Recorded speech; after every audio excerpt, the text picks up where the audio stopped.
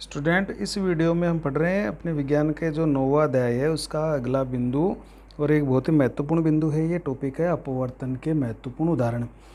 कि अपने दैनिक जीवन में कौन कौन सी ऐसी घटनाएं होती है, बहुत सारी ऐसी घटनाएं होती है जिनको देखने पर पता चलता है कि वो प्रकाश के अपवर्तन के कारण ही घटित होती है। और कुछ इसके बहुत ही महत्वपूर्ण उपयोग होते हैं, तो वो अपन देखेंगे। तो सबसे पहले महत्वपूर्ण उदाहरण देखते हैं। देखो, अग्रिम सूर्योदय और विलंबित सूर्यास्त का दिखाई देना। अग्रिम सूर्योदय का मतलब है वास्तविक सूर्योदय से पहले ही अपन को सूर्य दिखने लगता है, लेकिन वो जो वास्तविक सूर्योदय उदय होता है वो कुछ समय बाद में होता है। और उसी तरह से जब शाम को सूर्यास्त होता है तो सूर्यास्त होने के बाद में भी कुछ समय तक अपन को सूर्य दिखता रहता है, लेकिन वास्तव में उससे पहले ही सूर्यास्त हो चुका होता है। तो ये स्थिति क्यों आती है कि हमको सूर्योदय से पहले ही सूर्य दिखने लगता है और सूर्यास्त के बाद में विलंबित यानी बाद तक भी सूर्य दिखाई देता है। तो इसका कारण अपन समझेंगे। तो देखो, वास्तविक सूर्योदय से पहले ही सूर्य का दिखाई देना और वास्तविक सूर्यास्त के बाद भी सूर्य का दिखाई देना, ये क्यों होता है? तो इसका कारण होता है प्रकाश का अपवर्तन। क्या होता है? प्रकाश का अपवर्तन। तो देखो, अपवर्तन क्या होता है कि हमारा वायुमंडल, पृथ्वी के चारों ओर वायुमंडल पाया जाता है जिसमें विभिन्न प्रकार की गैसें पाई जाती है। अलग अलग परतों में अलग अलग गैसें पाई जाती है, वो अलग अलग घनत्व वाली गैसें होती है। तो जब सूर्य का प्रकाश हमारे पृथ्वी के वायुमंडल में प्रवेश करता है तो वो अलग अलग घनत्व वाली परतों से टकराता है या अलग अलग तरह की गैसों से टकराता है। तो लगातार उस प्रकाश का अपवर्तन होता जाता है और फिर वो प्रकाश है हमारी आंखों में प्रवेश करता है अपवर्तित होकर। तो हमें ऐसा दिखाई देता है कि सूर्य है वो सूर्योदय से पहले ही दिखाई देने लगता है और सूर्यास्त के बाद तक दिखाई देता है। तो देखो, इसमें होता क्या है इस कंडीशन में कि जैसे ये मान लीजिए ये हमारी हम हैं यहाँ पर और ये हमारी पृथ्वी है, ये हमारी पृथ्वी है और हम यहाँ पर है। और ये हमारी पृथ्वी का जो वायुमंडल है इसके चारों ओर ये वायुमंडल हो गया। और ये हम पृथ्वी की क्षैतिज पे हैं, ये हमारा क्षैतिज होता है। अब जैसे सूर्योदय होने वाला वास्तविक सूर्य अभी यहाँ है, ये सूर्य है, ये अभी नीचे है, अपन को दिखाई नहीं दे रहा। वास्तविक सूर्योदय पढ़ रहे अपन, ये वास्तविक सूर्योदय है, वास्तविक सूर्योदय। अब जैसे इसकी प्रकाश की किरणें जब वायुमंडल में आएगी तो वायुमंडल में अलग अलग घनत्व वाली परतें होती है जिसमें अलग अलग तरह की गैसें पाई जाती है इस तरह से। अब जब ये प्रकाश की किरणें वायुमंडल में प्रवेश करती है तो होता क्या है कि ये जैसे प्रकाश किरण आ रही है तो इन वायु की परतों से ये बार बार अपवर्तित होकर हमारी आँख में प्रवेश करती है। इस तरह से प्रवेश कर रही है। देखो, इस तरह से ये प्रकाश किरणें आती है और इन परतों से अपवर्तित होकर फिर हमारी आँख में प्रवेश करती है, जैसे हम यहाँ पर हैं। अब ये जब प्रकाश किरणें, इसको चूँकि प्रकाश किरणें तो हमें सीधे रेखा में दिखाई देगी, तो जब इन प्रकाश किरणों को जब देखते हैं तो ये यहाँ से अपन को ऐसा लग रहा है कि सीधी यहाँ से आ रही है। तो ये सूर्य का अपन को प्रतिबिंब यहाँ पर दिखाई देने लगता है और सूर्य यहाँ दिखने लगता है। तो अभी तो वास्तविक तो सूर्य तो क्षैतिज के नीचे है, लेकिन वो हमें पहले ही दिखाई देने लगता है आभासी रूप से। तो ये आभासिक सूर्योदय हो गया और कुछ समय बाद में जाकर वास्तव में सूर्योदय होता है। तो ये किस कारण हुआ? ये अपवर्तन के कारण हुआ है। इसी तरह से मान लीजिए अभी सूर्यास्त हो गया, ये सूर्य है वो अस्त हो चुका है, ये वास्तविक सूर्यास्त हो गया, वास्तविक सूर्यास्त। अब इससे जो प्रकाश की किरणें चलती है वो हमारे वायुमंडल में जैसे टकराती है, लगातार अपवर्तन होते होते ये हमारी आँख में प्रवेश करती है। इस तरह से ये प्रकाश की किरणें आ रही है और इन परतों से टकराकर हम अपवर्तित होकर हमारी आँखों में प्रवेश कर रही है। तो अब इसको अगर हम इस तरह से सीधे सरल रेखा में देखें तो ये यहाँ से आती हुई दिखती है। तो ये सूर्य हमें वास्तविक सूर्यास्त होने के पश्चात भी क्षैतिज के ऊपर दिखता है कि अभी सूर्यास्त हुआ ही नहीं है। इस तरह की स्थिति में ये दिखेगा, तो ये यहाँ पर दिखेगा। तो इसका कारण क्या है? इसका कारण है प्रकाश का अपवर्तन। क्या है?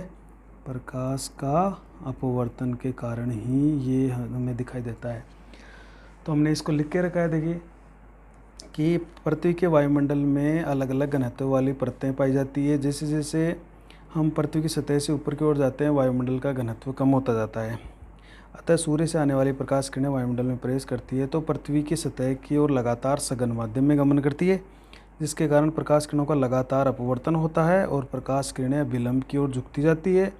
इसी कारण अपवर्तित प्रकाश किरणें हमारी आंखों में प्रवेश करती है और सूर्य क्षितिज से थोड़ा नीचे होने पर भी हमें दिखाई देने लगता है। और ठीक इसी प्रकार से सूर्यास्त के बाद भी कुछ समय तक हमें सूर्य दिखाई देता है। तो ये सारा काम होता है प्रकाश का अपवर्तन की, वायुमंडल में जो अलग अलग घनत्व वाली परतें होती है। और जैसे जैसे हम पृथ्वी के नज़दीक आते हैं, वायुमंडल का जो गैसों का घनत्व बढ़ता जाता है। हाँ, और जैसे जैसे अपन वायुमंडल में ऊपर की ओर जाते हैं, घनत्व कम होता जाता है और प्रकाश जब वायु पृथ्वी की तरफ आएगा तो इसका लगातार अपवर्तन है वो बढ़ता जाएगा।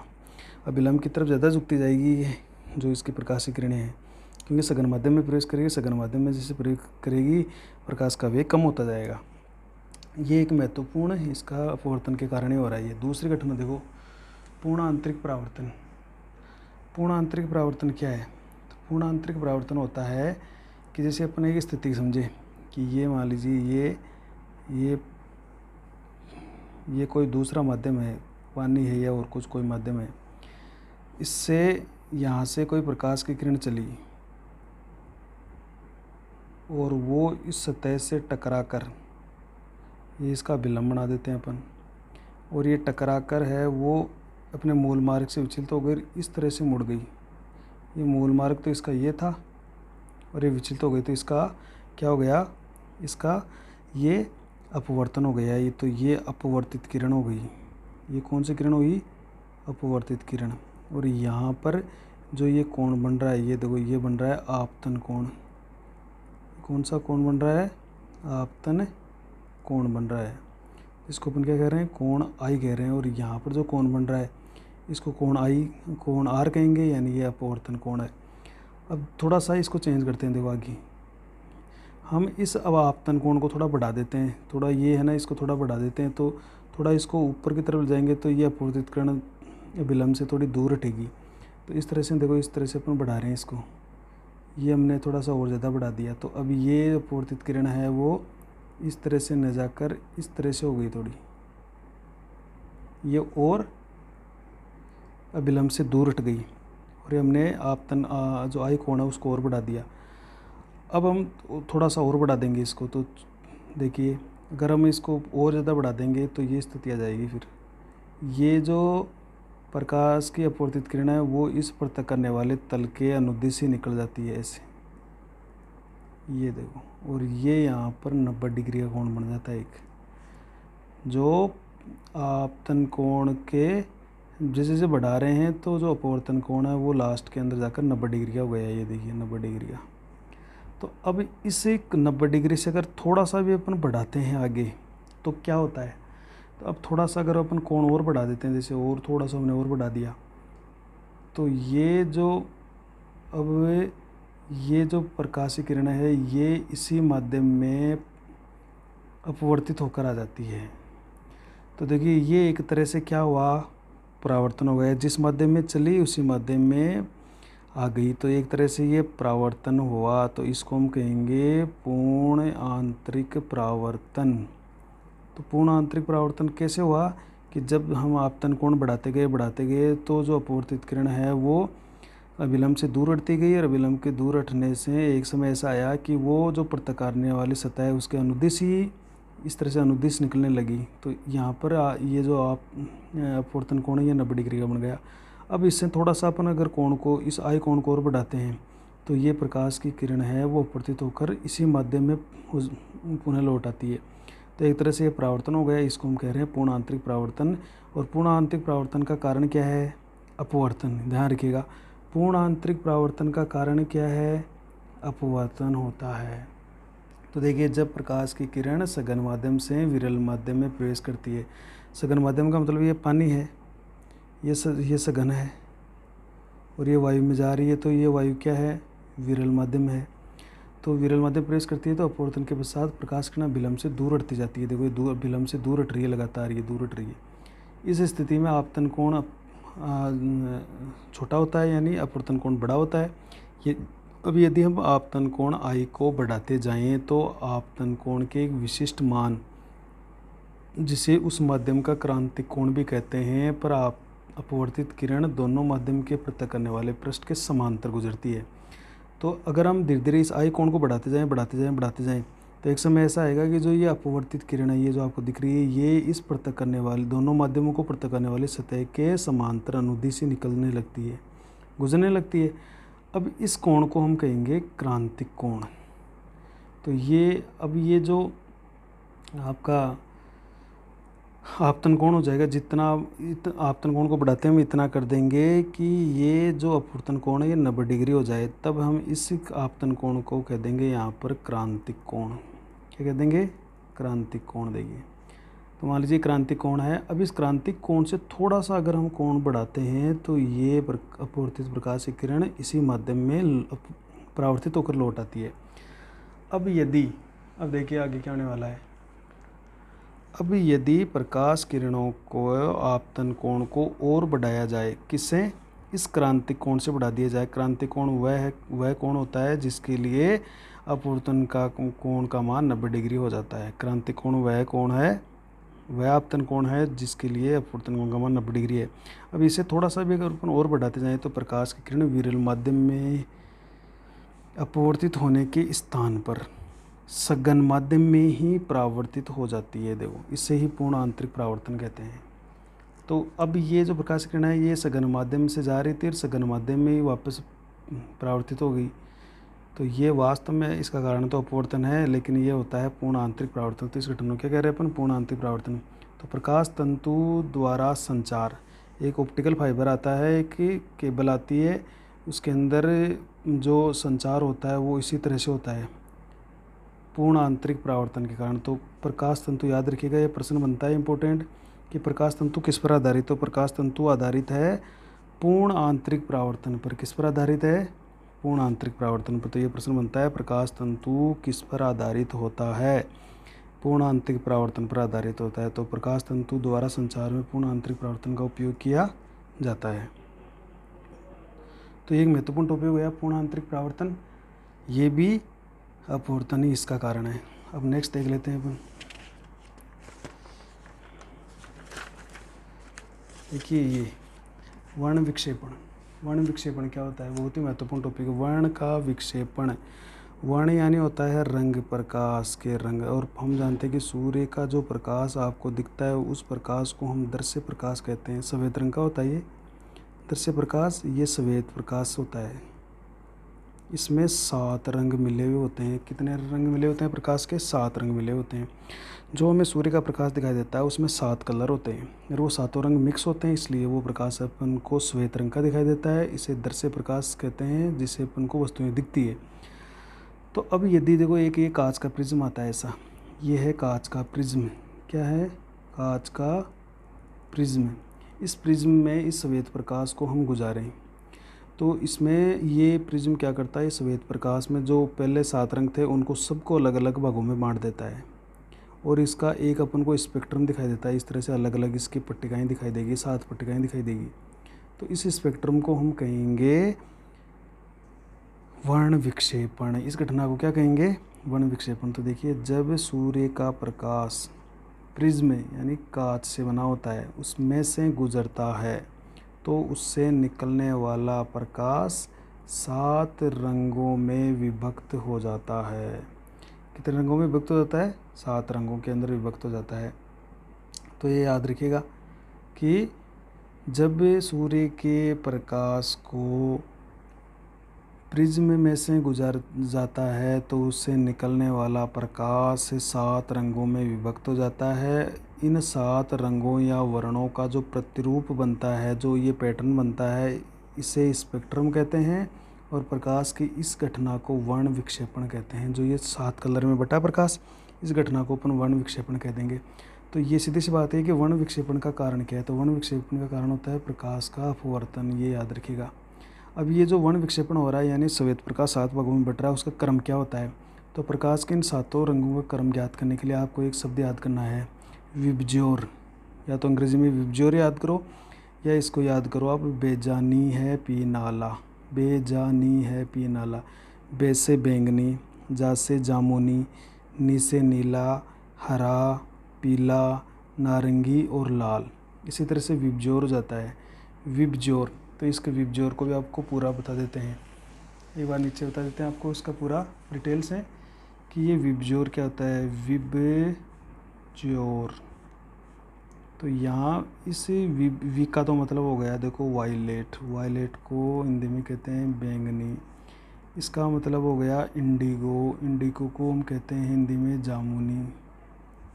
और बी का मतलब हो गया ब्लू, ब्लू को कहते हैं नीला। ग्रीन, ग्रीन को हम कहते हैं हिंदी में हरा। येलो, येलो को हम कहते हैं पीला। ये होता है ऑरेंज, ऑरेंज को हम कहेंगे नारंगी। और रेड, इसको हम कहेंगे लाल। तो या तो इसको ऐसे याद करो, विबजोर या बेजानी है पी नाला, ऐसे याद करो। तो ये विक्षेपण देखो किस तरह से होता है। ये इस तरह से होता है कि बैंगनी रंग को तो आपको सबसे ज़्यादा इसका विक्षेपण दिखेगा और लाल रंग का विक्षेपण है वो कम होता है। तो बैंगनी रंग की जो प्रकाश है वो विलंब की ओर ज़्यादा मुड़ जाती है, जबकि लाल प्रकाश है वो कम मुड़ता है। इसका कारण ये होता है लाल प्रकाश का वेग ज़्यादा होता है बैंगनी रंग के प्रकाश से। अब बात होती है सातों रंग का मध्य कलर कौन सा होता है। तो ध्यान रखिएगा, ये एक इम्पोर्टेंट प्रश्न बनता है कि स्पेक्ट्रम, जो 7 रंग का स्पेक्ट्रम प्राप्त होता है उसका मध्य रंग पीला होता है, येलो, ये याद रखिएगा। जो हमें 7 रंग प्राप्त होते हैं, वैसे इसमें आपको दिख रहा होगा ग्रीन बीच में है, लेकिन ये ग्रीन नहीं होता है। इसका जो मध्य कलर होता है स्पेक्ट्रम का, जब अपन मध्य कलर लेते हैं, इसका तरंग दैर्ध्य पर डिपेंड करता है, तब उसका मध्य कलर अपन को प्राप्त होता है पीला या येलो। लाल प्रकाश रंग का प्रकाश का वेग ज़्यादा होता है बैंगनी प्रकाश से, इसलिए क्या होता है बैंगनी प्रकाश का वेग है वो कम होता है। तो बैंगनी रंग के प्रकाश की किरण अभिलंब की ओर ज़्यादा मुड़ जाती है। तो देखो ज़्यादा मुड़ी हुई है। अब एक अभिलंब देखें, तो अभिलंब अगर खींचेंगे अपन, जैसे एक अभिलंब खींचें यहाँ पर अपन, तो ये अभिलंब किस तरफ ज़्यादा कौन मुड़ी हुई है, ये बैंगनी ज़्यादा मुड़ी हुई है। इसका कारण ये है कि बैंगनी रंग का प्रकाश का वेग तरंग दैर्ध्य वो कम होता है, जबकि लाल का वेग ज़्यादा होता है, इसलिए कम मुड़ती है।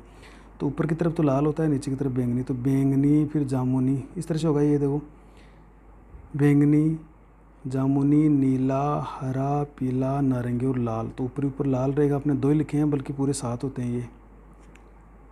तो ये जो वर्ण विक्षेपण है इसका कारण भी प्रकाश का अपवर्तन ही होता है। अपने लैब में प्रिज्म होता है, इस प्रिज्म से आप आसानी से इसको देख सकते हैं। अब ये एक इम्पोर्टेंट बात ये भी है कि अगर अपन एक लेबोरेटरी में इसका उपयोग करें, कैसे देखें इसको, तो अगर एक बंद प्रयोगशाला होती है, अगर हम प्रयोगशाला में सूर्य कहाँ से लाएँ, तो प्रयोगशाला में अगर हमें वर्ण विक्षेपण देखना है तो प्रयोगशाला में हम इसके लिए एक सफ़ेद प्रकाश बल्ब का प्रयोग कर सकते हैं। सफ़ेद प्रकाश बल्ब का उपयोग कर सकते हैं वर्ण विक्षेपण देखने के लिए। अब अगला इसका देखो महत्वपूर्ण उपयोग देखते हैं। पानी में थोड़ी यानी आंशिक डूबी हुई पेंसिल का मुड़ा हुआ दिखाई देना, ये किस कारण से होता है। तो देखिए एक ये स्थिति कब आती है कि जैसे मान लीजिए ये एक बर्तन है, इस बर्तन में हमने ये पेंसिल, ये जो पेंसिल है, ये पेंसिल हमने इस तरह से, यहाँ पर पेंसिल है, ये पेंसिल हमने रख दी है, ये पेंसिल हमने डाल दी इसके अंदर, और इसको हमने ये यहाँ से पूरा इसको ये पानी से इसको भर दिया, इस पानी के अंदर इसको हमने डुबा दिया। तो अब अगर हम यहाँ से यहाँ पर हम इसको देखते हैं, अपनी आँखों से इसको यहाँ से देखते हैं, तो ये हमें इस तरह से दिखाई देने लग जाएगी। ये थोड़ी सी ऐसे उठी हुई दिखाई देगी हमें, यहाँ इस तरह से दिखाई देगी, जैसे ये उठी हुई हो। तो उसका कारण यही होता है कि ये जो डूबा हुआ भाग है, इससे जब प्रकाश की किरण चलेगी तो ये प्रकाश की किरण देखो इस तरह से चलेगी, और अब ये प्रकाश की किरणें होगी इस तरह से यहाँ। अब ये सघन माध्यम है, ये विरल माध्यम है हवा, तो ये पृथक करने वाला पृष्ठ हो गया। इस पृथक करने वाले तरह से टकराकर अपने मूल मार्ग से विचलित हो जाएगी, और मूल मार्ग से विचलित होकर ये इस तरह से हमारी आँखों में प्रवेश करती है, इस तरह से। अब इसको अगर पीछे की तरफ अपन देखें तो ये यहाँ से आती हुई दिखेगी अपन को, जैसे ये यहाँ यहाँ से आती हुई दिखती है, यहाँ से। तो इस तरह से ये जो पेंसिल का जो डूबा हुआ भाग है हमें अपवर्तन के कारण उठा हुआ दिखाई देगा। इसी तरह से अगर कोई मान लीजिए हम एक सिक्का ले लेते हैं, एक हमने बर्तन ले लिया, इस बर्तन में हमने पानी भर लिया और इसके अंदर हमने एक सिक्का डुबो दिया और अब इस सिक्के को हम यहाँ से देख रहे हैं। तो इस सिक्के से जो प्रकाश की किरण चलेगी वो प्रकाश की किरण चलने के पश्चात से जाएगी और यहाँ से अपवर्तित होकर फिर अपने मूल मार्ग से विचलित होकर अपवर्तित होकर हमारे आँख में प्रवेश करेगी। तो ये इनको अगर पीछे की तरफ बढ़ाएं तो ये यहाँ से आती हुई दिखाई देगी। तो ये सिक्का है वो हमें उठा हुआ दिखाई देगा इस तरह से। तो ये भी कारण क्या है? अपवर्तन। तो दोनों का कारण अपवर्तन है। इसी तरह से जैसे कई बार होता है कि नदी का या कोई तालाब होता है, उस तालाब का जो पेंदा होता है वो पेंदा हमें उठा हुआ दिखाई देता है कि ऐसा लग रहा है कि ये पेंदा तो ऊपर ही है, लेकिन वास्तव में वो पेंदा गहरा होता है, वो उठा इसलिए दिखाई देता है। इसका कारण होता है अपवर्तन। तो इसको देखो, सीधी सी बात है, पढ़ लेते हैं अपन कि इसका कारण क्या हो गया? प्रकाश का अपवर्तन हो गया। कि जब पेंसिल के पानी में डूबे हुए भाग से प्रकाश की किरणें सघन माध्यम से वायु विरल माध्यम में प्रवेश करती है तो प्रकाश किरणें अपवर्तित होकर हमारी आंखों में प्रवेश करती है और पेंसिल का पानी में डूबा हुआ भाग होता है वो थोड़ा ऊपर उठा हुआ दिखाई देता है। तो इसका सीधा सा कारण क्या है? प्रकाश का अपवर्तन। तो आपको इस चित्र में अपने समझा दिया है। इसी तरह से एक प्रश्न आ गया कि पानी के भरे बर्तन में रखे हुए सिक्के का ऊपर उठा हुआ दिखाई देना ये किसके कारण होता है? तो इसका कारण भी क्या होता है? प्रकाश का अपवर्तन। तो आपको बता दिया कि जब ये डूबा हुआ सिक्का ही सिक्के से जब प्रकाश की किरणें चलती है तो ये प्रत्यक्ष करने वाली सतह से टकराकर अपने मूल मार्ग से विचलित होकर अपने आँख में प्रवेश करती है। अब इसको पीछे की तरफ बढ़ाए तो ये हमें प्रकाश किरणें यहाँ से आती हुई दिखाई देती है, प्रतीत होती है। तो ये सिक्का हमें यहाँ उठा हुआ दिखाई देगा। यही काम इस पेंसिल का है कि पेंसिल से जब प्रकाश की किरणें चलेगी तो ये अपवर्तित होकर आँख में प्रवेश करेगी और जब इनको पीछे की ओर बढ़ाए तो ये यहाँ से आती हुई प्रतीत होगी। तो ये पेंसिल है वो हमें इस तरह से उठी हुई दिखाई देगी। और इसी तरह से तालाब का या नदी का जो पेंदा होता है वो भी हमें उठा हुआ दिखाई देता है, उसका कारण भी अपवर्तन होता है और ये हमें आभास होता है, जबकि वास्तव में ऐसा नहीं होता है। तो इस तरह से ये महत्वपूर्ण प्रकाश के अपवर्तन के महत्वपूर्ण उपयोग थे। हर बार परीक्षा में इसके प्रश्न आते हैं, तो ये आपको ज़रूर ध्यान रखना है, इसको ढंग से आपको पढ़ लेना है और आप इसको लिख भी सकते हो। तो ये तो जो बताया आपको विबज्योर का पूरा सिस्टम, और ये आपका वर्ण विक्षेपण है, या आप इसको लिख सकते हो। नेक्स्ट वीडियो में हम लेंगे लेंस को पढ़ेंगे और लेंस के बारे में देखेंगे कि लेंस कितने प्रकार के होते हैं और उनके किस तरह से प्रतिबिंब बनते हैं।